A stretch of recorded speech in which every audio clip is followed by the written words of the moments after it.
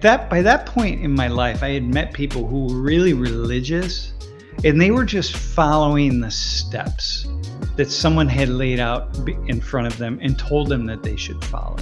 We fill the minds of students up with information. And I don't think that that's teaching.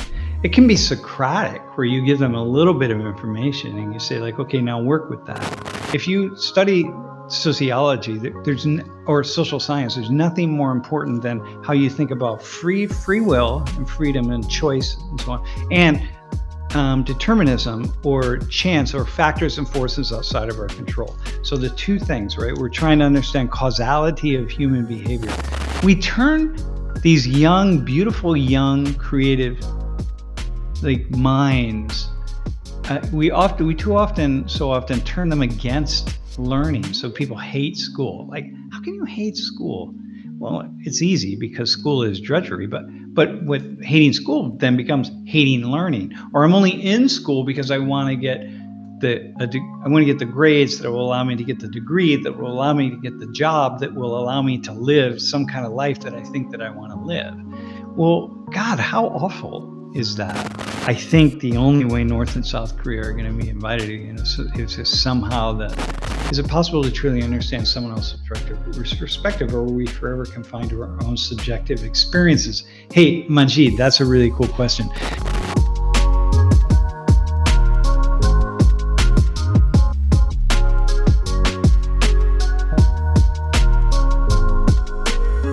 What was the impetus for my study of Catholicism in South America?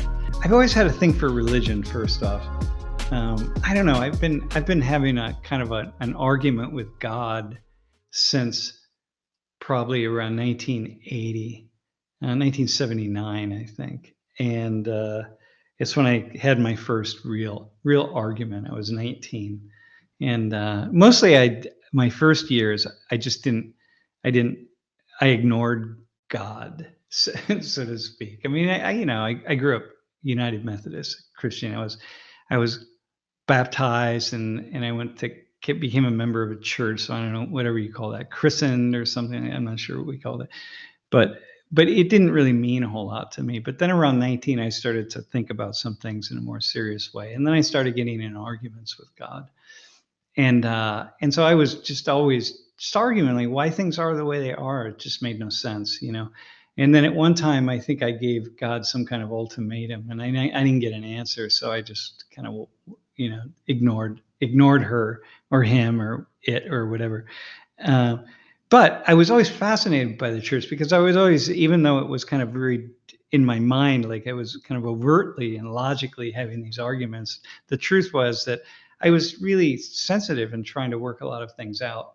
And so I was always fascinated in the Catholic Church, I was fascinated by priests who, because I read this book from when I was maybe in like 1984 or something, written by a priest who was doing this really pretty amazing work in Northeast Brazil. In this incredible Northeast Brazil in the 60s was so poor. Oh my God. And the stories and what he was doing. And he just seemed like, if you imagine, like, if you're a Christian and you have the stories of Jesus, like the good stories, like the kind, loving Jesus, right? Who is feed the poor and help the sick and all the important things.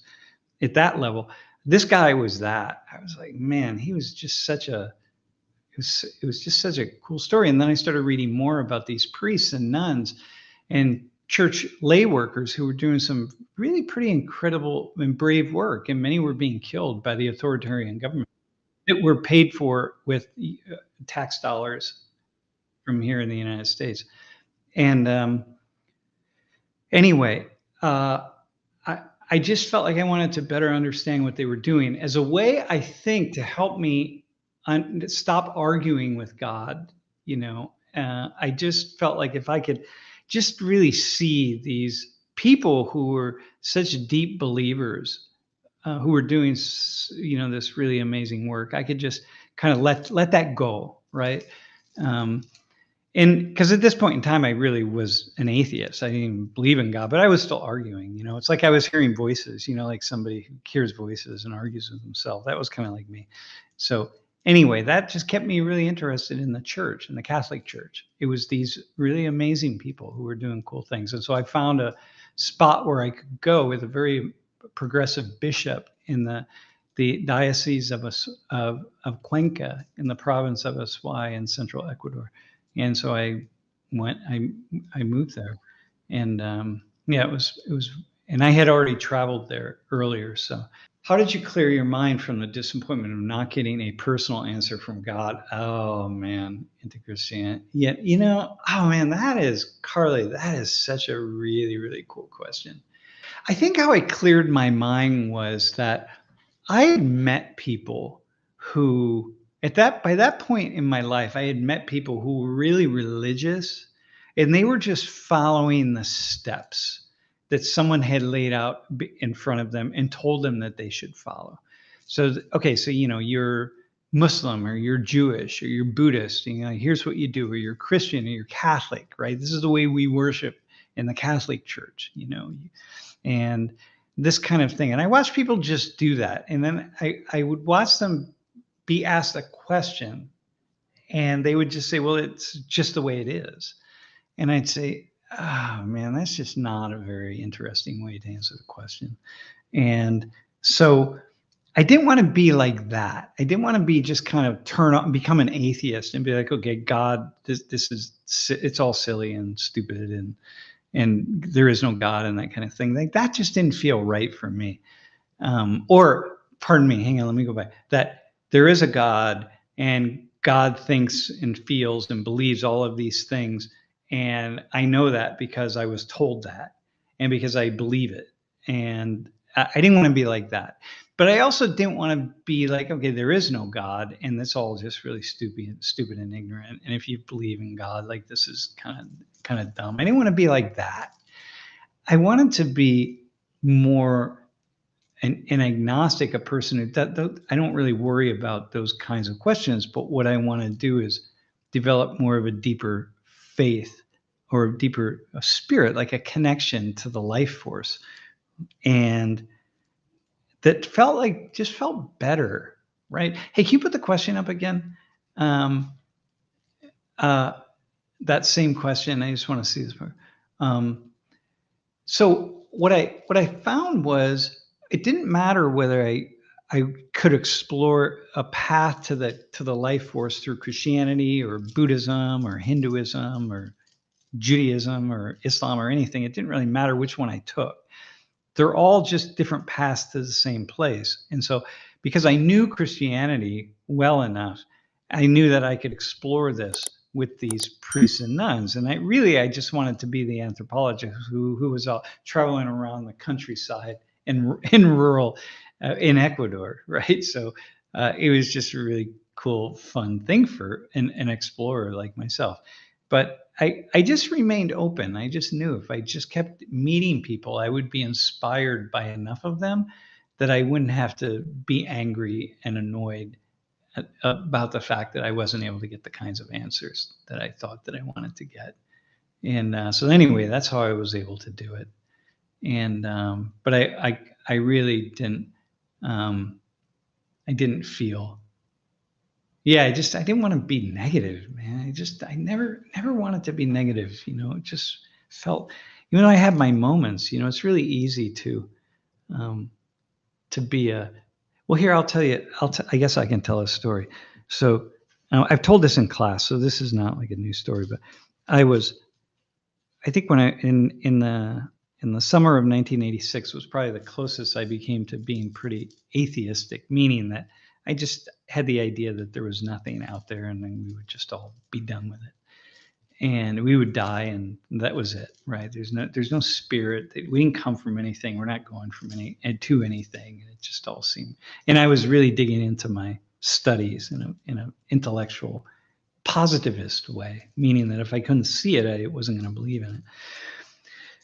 So anyway, I was in Mexico for the summer in 1986, and a buddy of mine came down, and he and I had the opportunity to travel to the south of Mexico to a region where they grow hallucinogenic mushrooms and use mushrooms as part of the spiritual practice. And so it's just built into the culture, right? So we took a bus down, and it took us, I don't know, out of Mexico City. It took us maybe 12 or 15 hours. We finally got there. And we got to the place that we were staying. It's a really long, fascinating story, but we eventually got to where we were staying, and somebody gave us some mushrooms, and they were freshly picked right out of the forest, kind of like a rainforest thing. And we took those, and life opened up for me. And that was the first time I had ever had that kind of psychedelic experience, hallucinatory psychedelic experience. First time for either of us. But when I woke up in the morning, it's just like I knew that I had been transformed, because I saw something that I had never seen before. Saw something in the world that was really just beautiful. That what I thought I could see around me, the 2 or 3 dimensions, the 3 dimensions I could see, I really saw that there were 4 or 5 or 6. And so it was really that changed me. I was never the same after that, because I knew there was something magical about the world. And it took the mushrooms to open that up for me. And then after that, I could have some experiences that were akin to that or similar to that, but without the psilocybin, without the chemical reaction of the shrooms. So, and I only did it maybe 2 other times after that. I didn't really need to. So, all right. But that was really key. That was pivotal for me. Yeah. And I think what's also really pivotal is I'm the kind of person that I didn't need to keep doing it. It's not a thing I had to keep going back to again and again. It's going to either you get it or you don't. And so I've always sort of had this desire in me to not just keep hammering away at something, and just accept that is what the world is. You don't got to keep doing mushrooms every month or something like that. That's irrelevant. You either see it or you don't see it. So that's a thought there, by the way. All right, Jeff, is there anybody? How you saying? How did I feel as Jesus? I know I was making a joke about that in class, right? Like, when you I don't know, you imagined, but maybe it's just when somebody sees us as special in some way, right? Somebody really sees us as special and elevates us. Like, if we're lucky to have parents who have moments in which they give us this really unconditional regard, right? It's always conditional at some level, but you have moments when you just feel this deep, abiding love and deep, deep love or acceptance or something by somebody. And if we can have just a few moments of that, that can be enough to really hold us a lot. And so I think maybe we all have that, because that's kind of what it was. I think the feeling that I had in those moments was just kind of like, whoa, just special, you know what I mean? Like special in a moment in somebody's eyes for like 10 seconds, or till the priest said, no, it's just some stupid gringo. That's not Jesus. What would you say about teaching? Why is classic teaching mostly a waste of time? Oh man. It's because I think it's not teaching. I think classical teaching, which is, we fill the minds of students up with information. And I don't think that that's teaching. It can be Socratic, where you give them a little bit of information and you say, like, okay, now work with that. And then they say something and you come back with another question, and they say something, you come back with another question. Anyway, that is,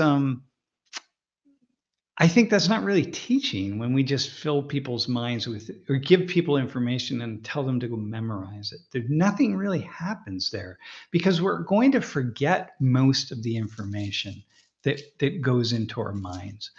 And when we're forgetting that, what good does that do for us, right? If we want to be a student and we want to learn how to think in some very interesting ways, I can just have my phone with me all the time, and just be constantly looking at information that I never had to memorize. I can just keep scrolling through and seeing all sorts of information, right? Definitions, whatever it is, right? The components of a cell. Like, oh, well, let me just pull a map up on my phone and look at it. But if I don't understand how all of these things fit together, then I haven't learned, because that learning is about understanding how the pieces of life all come together and fit together. And teaching is helping people, feel motivated to do that, mostly on their own, because most learning happens on our own. And B, helping giving people a head start, meaning make it a few of the most important connections for people, and then let them go with it. So I'll give you an example. So for me, there's I talk about this a lot. I haven't for a year or so. I don't know, but freedom, choice and chance, or freedom and determinism.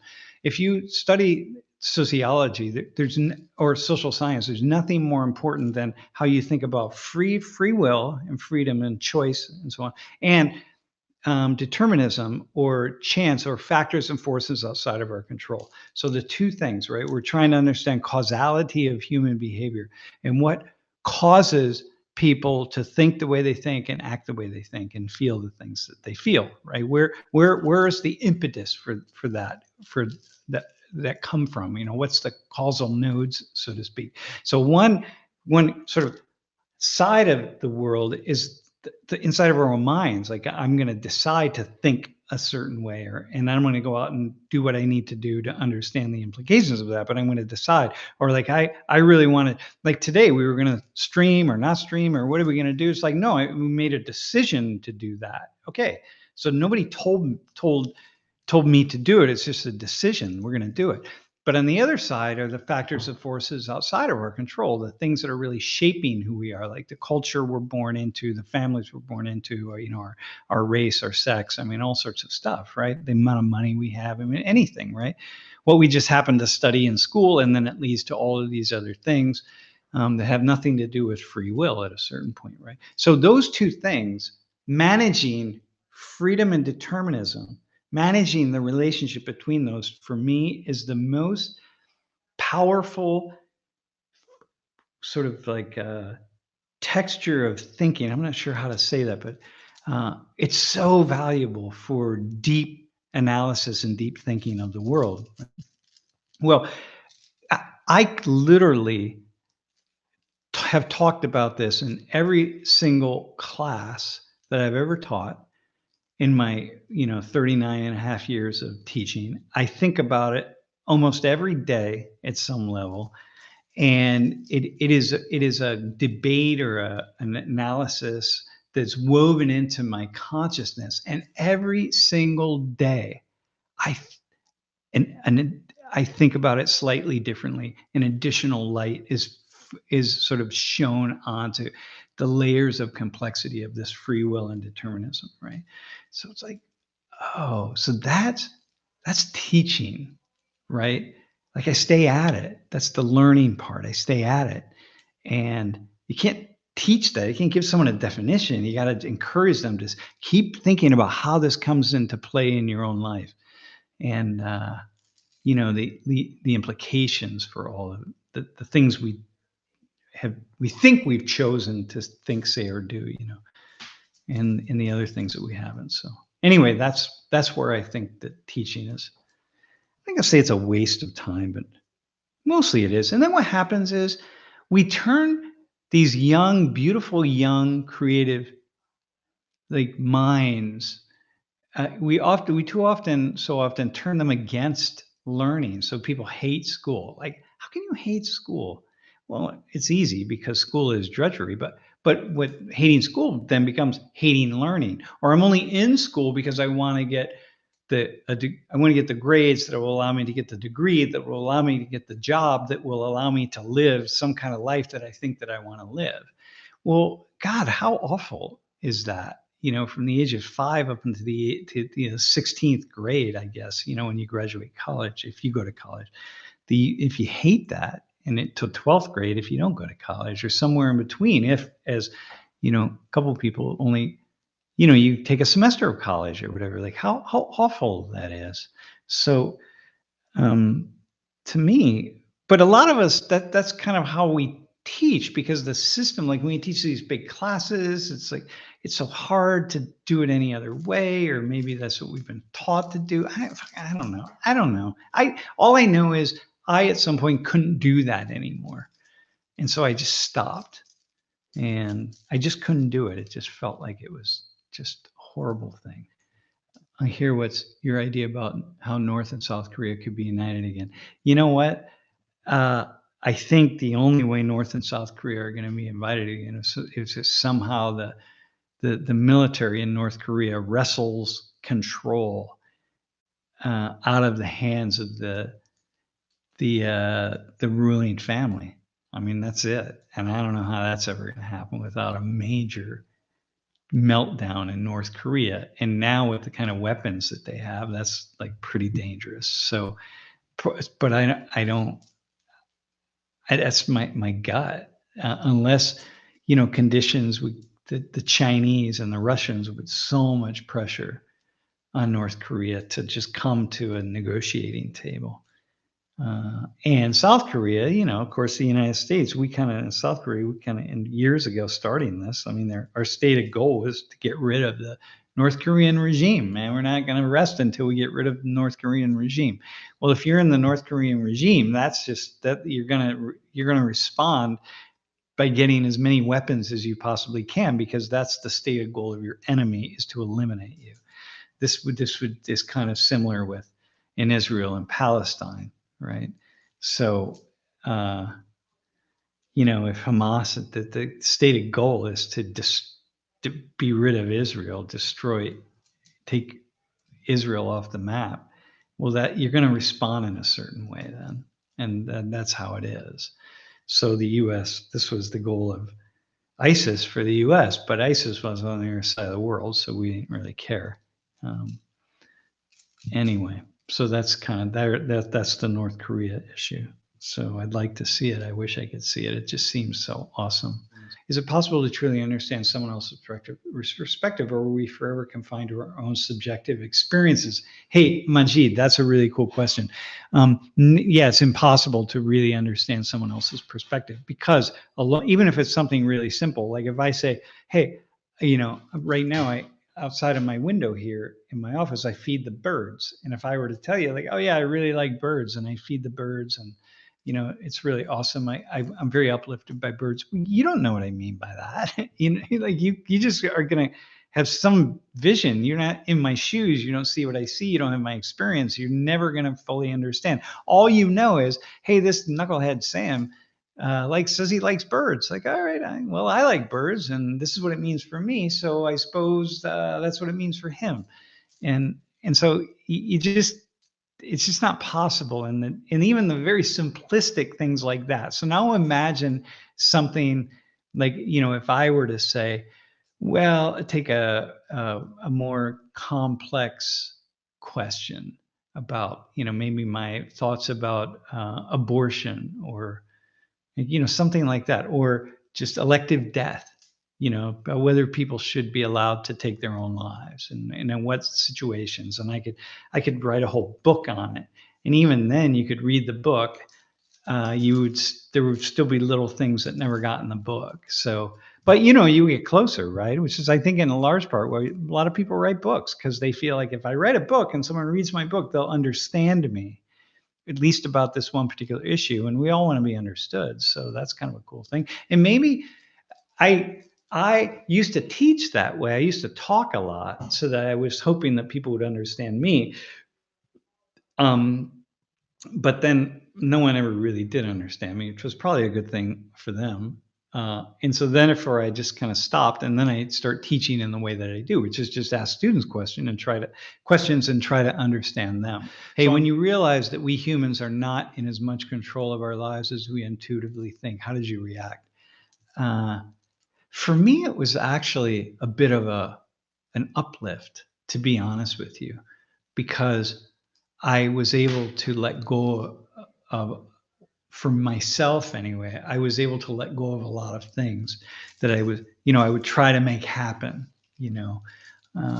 and and I couldn't make them happen, and then would start, you sort of open that doorway up like I'm some kind of a failure. It could be something like I can't get better than a C in my algebra class or calculus or something.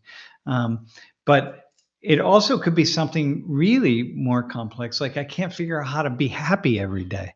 Like every day, like why can't I be happy? Like I only have one life. This is it. And I'm gonna just at any moment I'm gonna fall over or be diagnosed with something that's terminal, and that'll be the end of me. Why wouldn't I just be happy every single moment of my life? And so then I like I struggle with that until I realize, look, I'm not entirely in control of this thing called happiness and whether I am happy. And I don't even know what it means to be happy in the way that would be happy all the time. And so the more I understand that I'm not fully in control of those things, even at that level, it doesn't mean I give up being happy. I'm still working at it, but sometimes I just get so frustrated with myself, not in a big way, but frustrated that I can't do the simple things. And so, yeah, so the awareness of that can be very uplifting, actually. So there we go. That's my answer to your question. That's a very cool question, by the way. Okay, hey, I saw something about someone in the chat was not I think it was not on your life or whoever did it, but you were talking about the practice of Sati that we were talking about in class last Thursday, and I couldn't in the moment I couldn't remember that what it was called, but Sati. I think that's how you pronounce it. But this idea that his in Hindu culture and that the women's lives are so, I mean, it's very complex, like the origin of it, but what our um our volunteer was talking about, and I don't remember his name, but it doesn't matter, was this Sati about his mother, how his mother was very much disregarded after his father died prematurely, and her life had very little value. And Sati is this practice by which women end up throwing themselves on the funeral pyre of their husbands because there's just nobody that's going to take care of them, and it's almost like this involuntary death by suicide. It's really disturbing. Yeah, not on your life. Yeah. It's very disturbing. These are these kind of cultural practices. But again, these old cultural practices that emerge in times when life is very precarious and very unsettling. That did not emerge in modern day times. But in a period of time when life was life was not what it is today. And so, but then we keep, it sustains itself. I mean, women don't do that today, but I don't know. It's very odd. What are we willing to change or sacrifice or fix to fix things like climate change? Man, Sean, look here. I'm going to answer the question as a sociologist. I'm going to give you yeah. Human beings are willing to do whatever they need to do. I don't think I've ever met anyone. I mean, okay, there probably are 1 out of 1,000 people who just say, who cares? I'm not doing anything. I don't care. I'm just going to live and I'm going to die. Like the curmudgeons who just life doesn't matter to them because they're just, something. But most of us, the vast majority of us we will give up whatever we need to give up. But what we need to do is we need to understand or see that other people are going to give up something. And if they do, then we will. This is the free rider problem, right? When I'm willing to do something, I'm willing to pay my taxes so long as I know that other people are paying their taxes. So if we all are paying our fair share, whatever it is, then most people are pretty comfortable chipping in.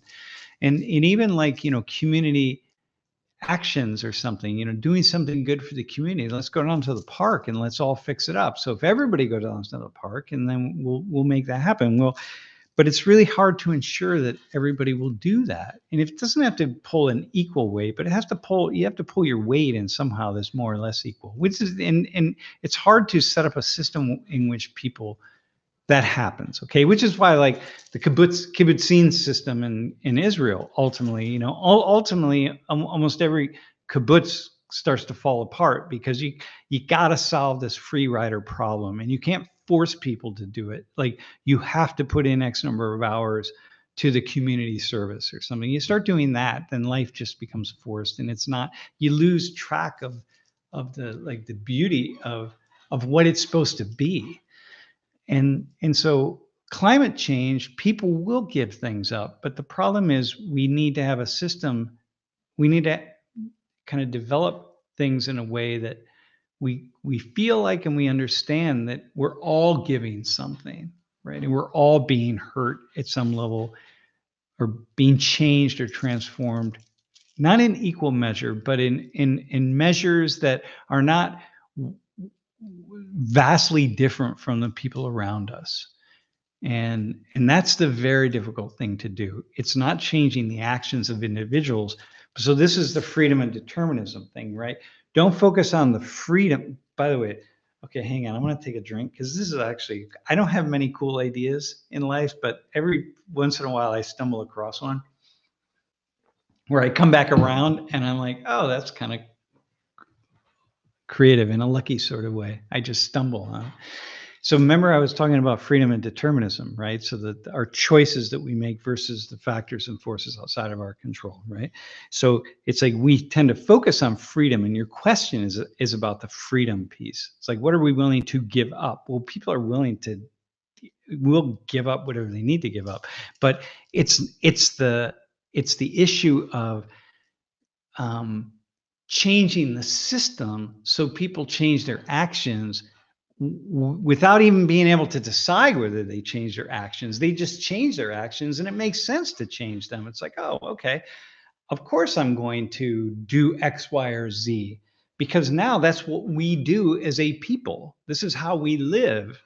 And it's not about, I don't even really have to make the choice of that, but I would choose it because we've now set a system up, meaning we restructure the way the system impacts the lives of individuals so that everybody has to act, think, and be in a slightly different way.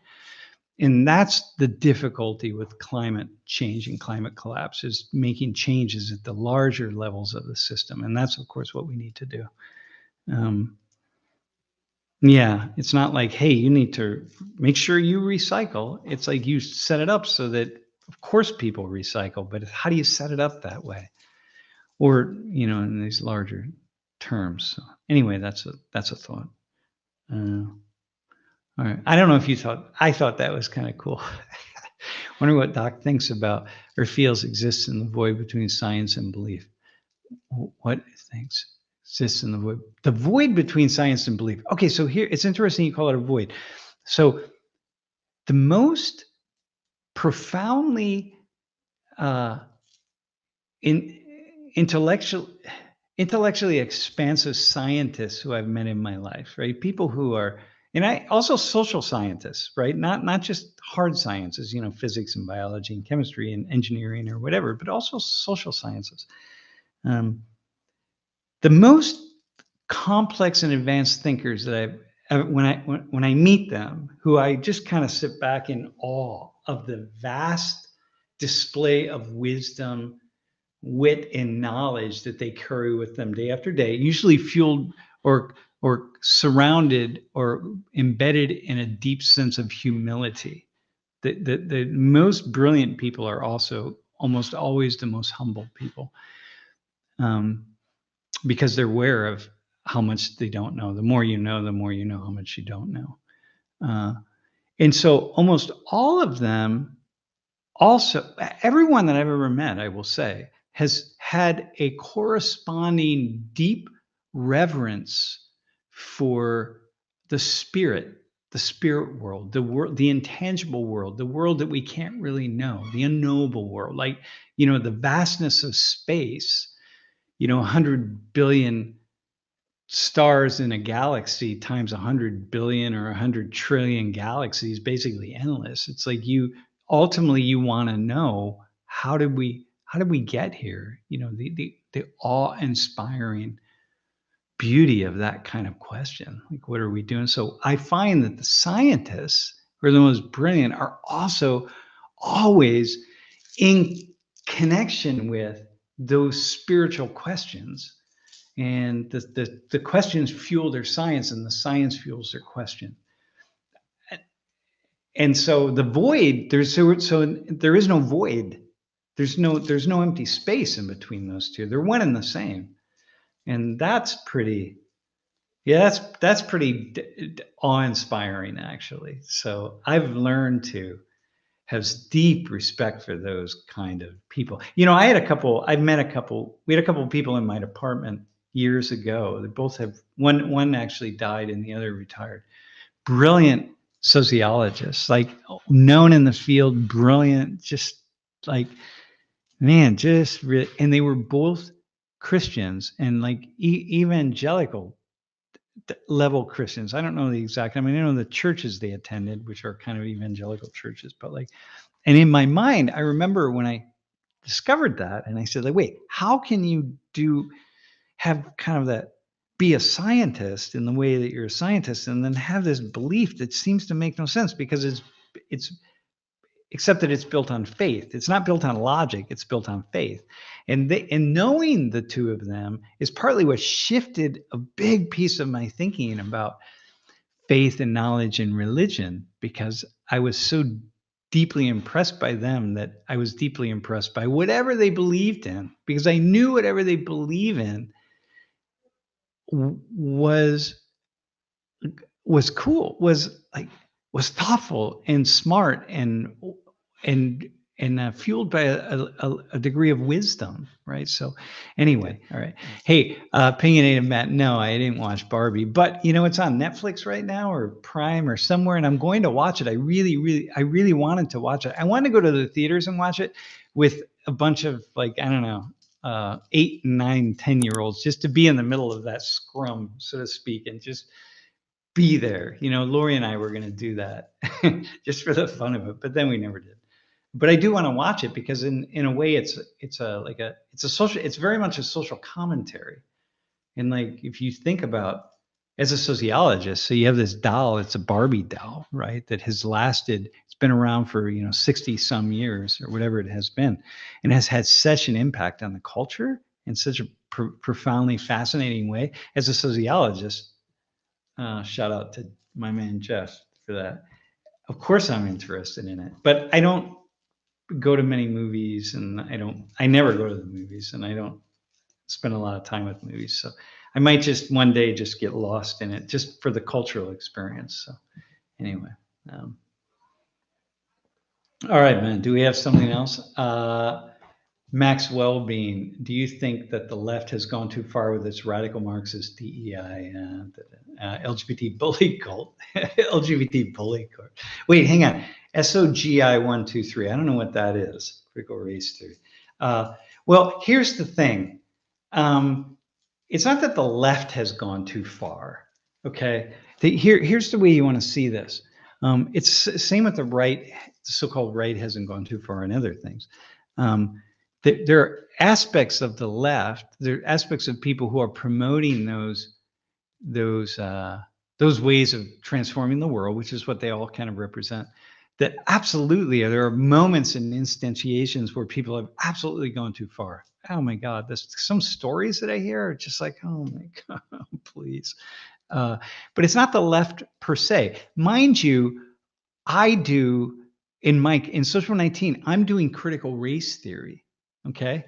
And this would be considered critical race theory. Like, what was it? The National Review or somebody called me the US face of critical race theory. I don't know why, but in the sense of like taking race issues and deconstructing them in a way to see them in slightly different ways. Okay. Now, I'm not doing critical race theory in the way that some people have decided this is what critical race theory is. And of course, it got developed around a certain way of seeing the world, right? That, it's really deconstructing race and seeing race from the perspective of white supremacy and laws and, both of a legal system that's held unequal relationships between people of different ancestry groups in place, right? So that's like critical race theory in that sense, right? But if we step back and look at critical race theory from a sociological perspective, right? Well, it's just what we're doing is deconstructing the way human beings think about the relationships between people of different ancestry groups. I mean, and cultures. Right? That's what we need to do. We need to take the lid off and start looking at things slightly differently. So if we see it in that kind of sense, then yeah, well, that's what we're doing in Social 19 in a way. And I don't think we're taking it too far at all. I think we're just going about the right pace that we probably need to do it.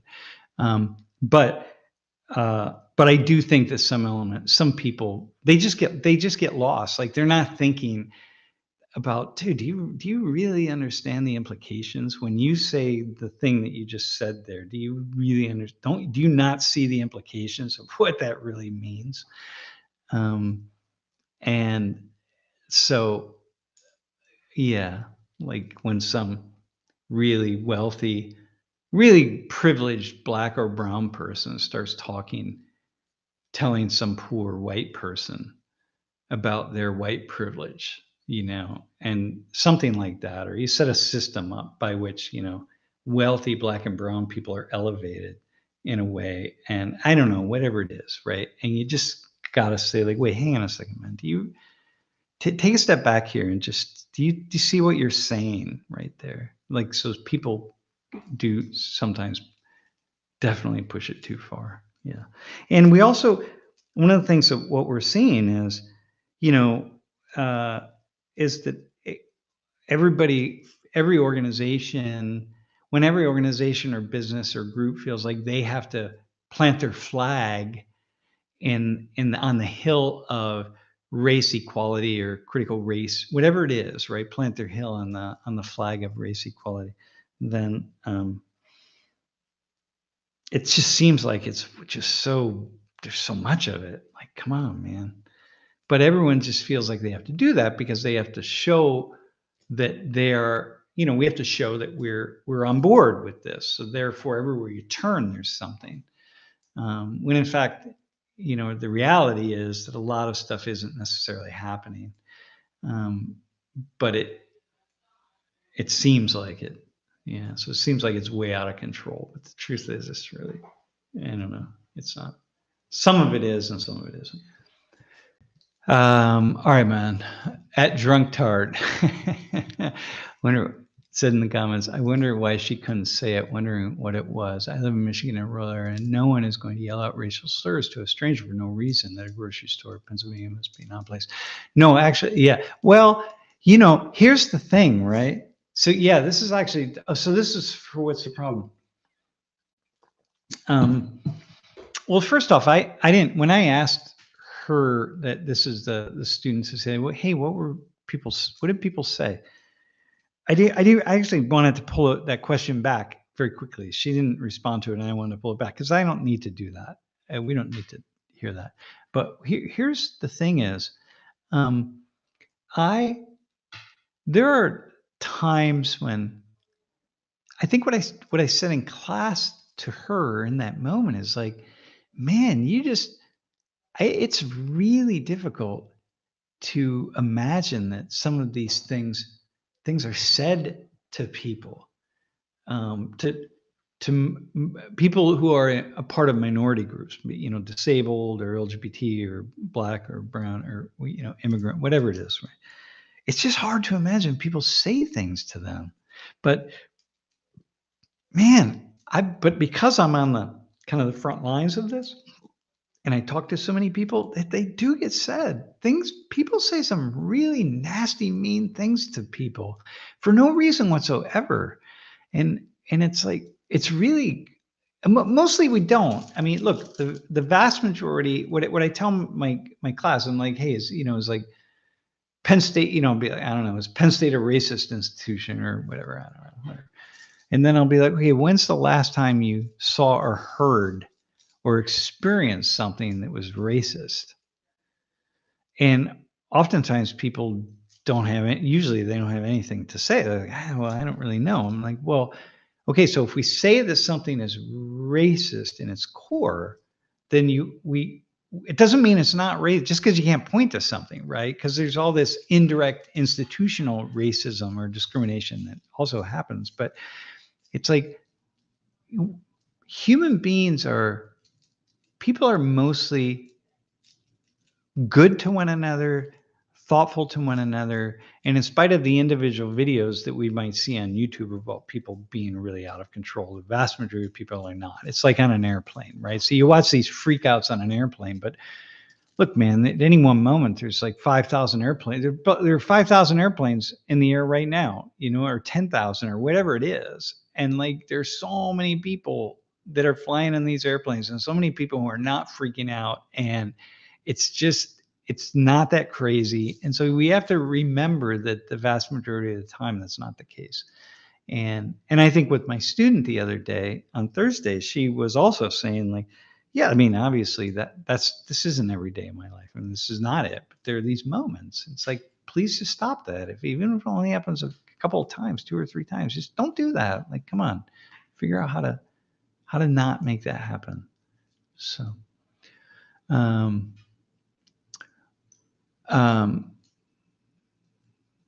yeah, so there's that statement, racism is a normal feature of American life and society. That's the kind of thing that we would say and say like, okay, hang on.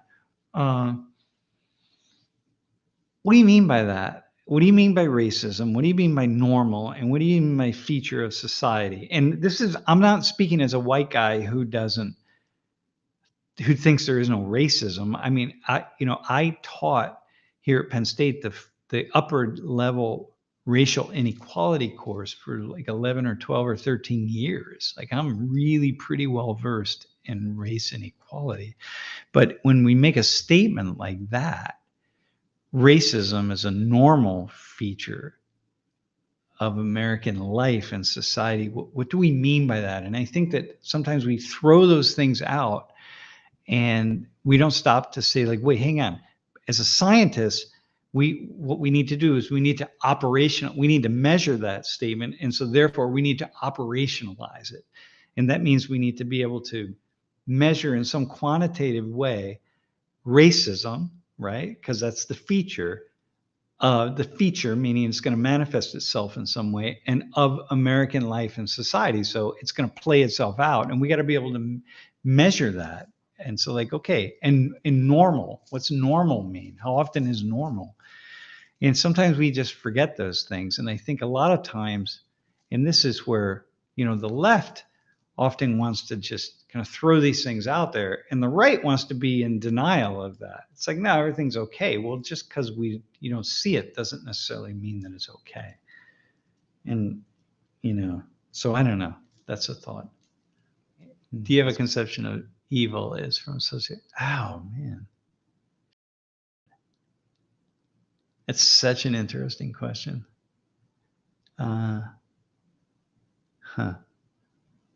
Well, I had an interesting conversation with someone the other day. I mean, you look at just like killing and, people who do like murders and mass murders and God, whatever. I don't know, any number. These doesn't have to be a murder. I mean, there are any number of things, but I think from a sociological perspective, maybe evil is when anything that is deliberately, I'm just thinking sociologically, so I'm not thinking about like genocide and that kind of stuff, right? Anything that is, which I could think about sociologically also, but I'm just thinking about the system, all right? Anything that is meant to divide the system and force it into a level of chaos for the sake of being in chaos, not for the sake of it improving. So, something like somebody like a Trump, that kind of politician creates a sense of chaos because he doesn't play by the rules, and he didn't play by the rules, whatever the rules are, going back to 2016. And okay, but maybe the system needs a little bit of that, right? Like we gotta bust out and be a little bit like, whatever. Come on, man. Like we need a little.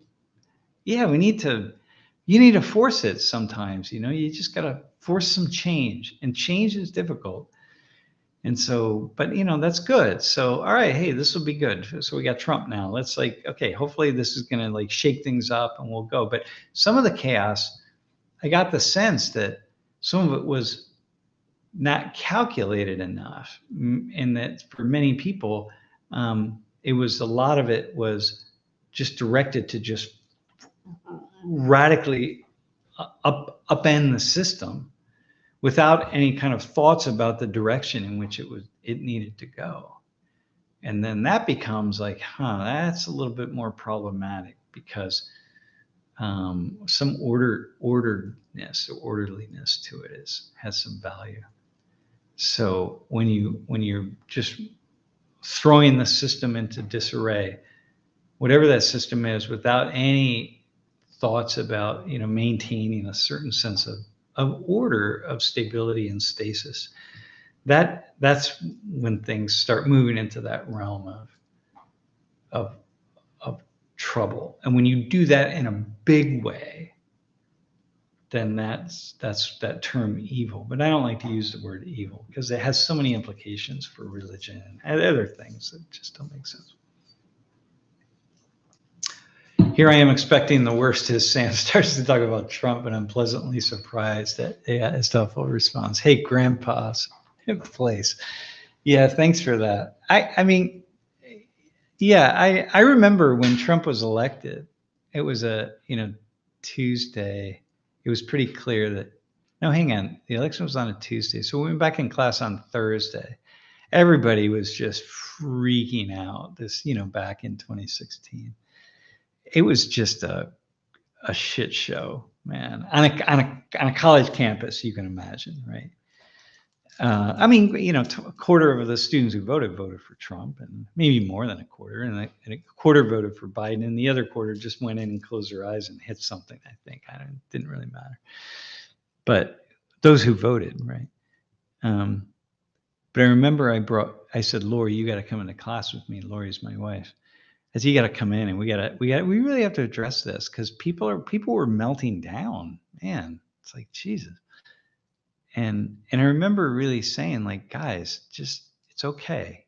First off, I put a map up of the 2012 election, how many people voted for the Republicans, how many Republicans voted for Republicans. And then I put the Trump map up, and it was the same. Basically, people just voted for their candidate.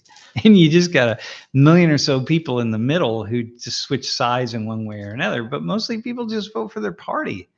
And that's what we're going to see now.